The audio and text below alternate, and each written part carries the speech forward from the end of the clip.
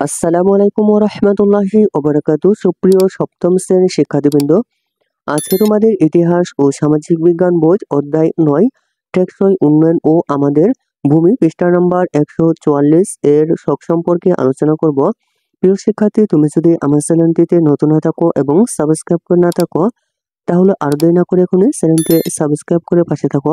প্রিয় শিক্ষার্থী, চলো কথা না বাড়িয়ে সরাসরি আমরা শখে চলে যাই। শখটি হচ্ছে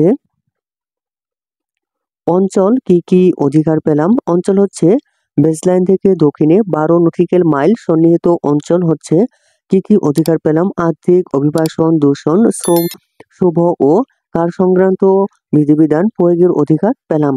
বেসলাইন থেকে ২০০ নটিক্যাল মাইল একচ্ছত্র অর্থনৈতিক অঞ্চল কি কি অধিকার পেলাম, তা হলো সকল প্রকার প্রাণীজ ও খনিজ সম্পদ আহরণ করার অধিকার পেলাম।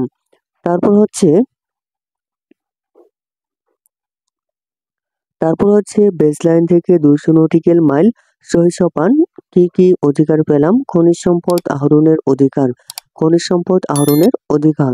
তারপর হচ্ছে অঞ্চল হচ্ছে ১,১৮,৮১৩ বর্গ কিলোমিটার সমুদ্র অঞ্চল কি কি অধিকার পেলাম। পর্যটন, সামুদ্রিক মৎস্য আহরণ।